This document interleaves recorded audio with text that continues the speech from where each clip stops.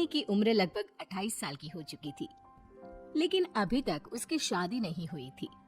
शालिनी के mummy papa सरला और महेश जी ने कभी उसकी शादी के लिए कुछ ज्यादा कोशिश भी नहीं की। शाली मन ही मन चाहती थी कि दूसरी सहेलियों की तरह उसका भी घर बस जाए, लेकिन वो अपने मम्मी पापा से ये बात कहती भी तो कैसे कहती। माँ जानती है, मेरी सहेली है ना शीतल, उससे बेटी हुई है, बड़ी प्यारी बच्ची है उसकी। अरे ये तो बहुत अच्छी बात है। उसकी शादी भी तो 4 साल पहले हो गई थी ना। अब क्या करें बेटा, चाहते हैं तो हम भी यही है कि तुम्हारी शादी हो जाए, लेकिन कोई अच्छा लड़का मिलता ही नहीं। कोई बात नहीं मम्मी पापा, मैं जानती हूँ आप मेरे लिए बहुत अच्छा रिश्ता ढूंढना चाहते हैं। अभी मेरी इतनी उम्र भी तो नहीं हुई है। अच्छा शालिनी बेटा, क्या है ना, मेरे पास नई साड़ी नहीं है और मुझे किटी पार्टी में जाना था, तो इस महीने तेरी तनख्वाह आ जाए तो एक नई साड़ी दिलवा देना बेटा। और बेटा मेरा मोबाइल भी थोड़ा पुराना हो गया है, 6 महीने से इसी को काम में ले रहा हूँ, एक नया मोबाइल ला देना बेटा। हाँ हाँ मम्मी पापा। और माँ, आप तनख्वाह की चिंता क्यों करती हैं? साड़ी तो मैं आपको कल ही दिलवा दूंगी। और रही बात आपके मोबाइल की, तो मैं आज शाम को ही ऑफिस से लौटते वक्त ले आऊंगी। अरे भगवान सबको तुम्हारे जैसी बेटी दे, कितना ध्यान रखती है अपने मम्मी पापा का।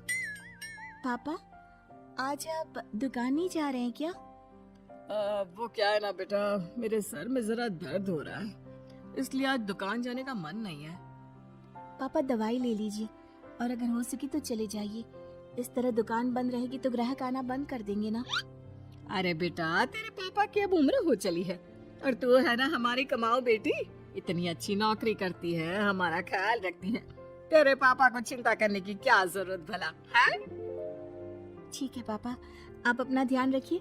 मैं ऑफिस से लौटते वक्त आपका फोन ले आऊंगी। और माँ, आपकी साड़ी हम कल लेकर आएंगे। शालिनी के जाने के बाद क्या करे, शालिनी के लिए सच में कोई लड़का ढूंढ कर उसकी शादी करवानी है क्या? अरे पागल हो गई हो क्या? वो शादी करके इस घर से चली गई तो हमारे खाने के लिए पैसे कहाँ से आएंगे? जानती हूँ वैसे भी आपको ना दुकान पर जाने में, काम करने में आलस आता है, अच्छे से पहचानती हूँ आपको। हाँ तो क्या हुआ, बेटी नौकरी करती है, जब बच्चे माँ बाप की कमाई पर मजाक कर सकते हैं तो क्या माँ बाप बच्चों की कमाई पर थोड़े दिन चैन से जी नहीं सकते? अरे वो तो हम जी रहे हैं ना, देखा ना हमारी बेटी एक ही बार में हमें मोबाइल और साड़ी दिलाने के लिए कैसे फट से तैयार हो गई। एक दिन सरला की एक पड़ोसन अपनी भतीजी का रिश्ता लेकर सरला के घर आती है। सरला बहन, ये मेरा भतीजा है प्रशांत, इसके लिए रिश्ता ढूंढ रही थी बहुत दिन से। अचानक से तुम्हारी बेटी का ख्याल आया। इतनी सुंदर और अच्छी नौकरी वाली लड़की है, मुझे तो बहुत पसंद है। अरे तुम्हारे पसंद करने से क्या होता है, मेरी बेटी को भी तो तुम्हारा भतीजा पसंद आना चाहिए ना। हाँ, ऐसे थोड़ी ना कि तुम्हें हमारी लड़की पसंद आ गई और हमने रिश्ता कर दिया। मेरा भतीजा बहुत बड़ी कंपनी में जॉब करता है। अंकल जी, मैंने आपकी बेटी को देखा है और वो मुझे बहुत पसंद है। हाँ, तुम्हें तो पसंद है, लेकिन हमें भी तो उससे एक बार पूछना पड़ेगा ना। तो बुलाइए ना शालिनी को, उससे पूछ लेते हैं कहाँ है वो। ऑफिस गई है और उसको आने में अभी देर लगेगी। लेकिन तभी शालिनी ऑफिस से आ गई। ये लीजिए, शालिनी भी आ गई, अब आमने सामने ही बात कर लेते हैं। आओ शालिनी बेटा, इससे मिलो। मेरा भतीजा प्रशांत प्राइवेट कंपनी में अच्छी जॉब करता है। अब बेटा, तुम्हें ये लड़का पसंद है क्या? देखो बेटा, सोच समझ कर हाँ करना, तुम्हारे ऊपर कोई जबरदस्ती नहीं है।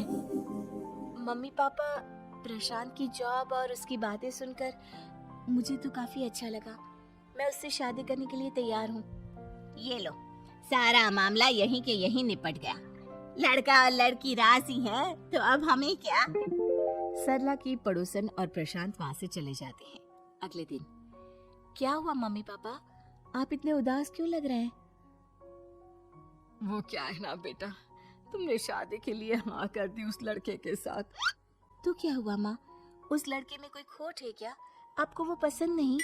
अरे नहीं नहीं बेटा, जिसमें तुम्हारी खुशी उसमें हमारी खुशी, हमें भी लड़का पसंद है। तो फिर क्या बात है, अगर कुछ भी है तो आप मुझे बता सकते हैं। तुम्हारी माँ ये सोच सोच कर परेशान है कि तुम्हारे बाद हमारा क्या होगा। तुम हमारी इकलौती बेटी हो, हमारा बुढ़ापा कैसे कटेगा। अब बेटा, हम अपने बारे में सोचकर तुम्हें जिंदगी भर शादी करने से रोक तो नहीं सकते ना। जाओ, तुम अपनी जिंदगी में खुश रहो, हमारा क्या है, जैसे तैसे जी लेंगे। हाँ, बात तो सही है बेटा। कैसे भी करके मैं दुकान का काम कर लूंगा। तुम और प्रशांत शादी करके खुश रहो। अपने माँ बाप की बात सुनकर शालिनी काफी दुखी हो जाती है। उसे लगने लगता है कि वाकई में उसकी शादी हो जाने के बाद उसकी माँ और बाप का ख्याल कौन रखेगा। और यही सोचकर वो एक दिन प्रशांत से मिलती है। देखो प्रशांत, तुम मुझे बहुत पसंद हो, लेकिन मैं चाहकर भी तुमसे शादी नहीं कर सकती। अरे क्या हुआ शालिनी, क्या तुम मेरी किसी बात से परेशान हो। नहीं नहीं प्रशांत, मैं अपने माँ बाप की इकलौती संतान हूँ। अगर मैं भी शादी करके घर से चली गई तो उनका ख्याल कौन रखेगा, उनका खर्चा कौन उठाएगा। तो क्या तुम सारी जिंदगी शादी नहीं करोगी। शायद नहीं प्रशांत, और अगर अपने माँ बाप के लिए ये भी करना पड़े तो इसमें गलत क्या है। प्रशांत की सारी बात जाकर सरला की पड़ोसन यानी कि अपनी बुआ को बता देता है। ये सरला तो बड़ी चालाक निकली। प्रशांत, वो अपनी बेटी के साथ खेल खेल रही है। कैसा खेल, आप क्या कहना चाहती हैं। अरे शालिनी बहुत सीधी और संस्कारी लड़की है, लेकिन ये सरला और महेश एक नंबर के चालाक। बुआ जी, आपकी बात सही है, लेकिन अपनी बेटी के साथ भला कोई क्यों चालाकी करेगा। वो तो मैं तुझे कल बताऊंगी। तो कल सुबह मेरे साथ शालिनी के घर चलना। और फिर अगले दिन। क्या हुआ सरला बहन, तुम्हारी बेटी ने तो शादी के लिए मना कर दिया।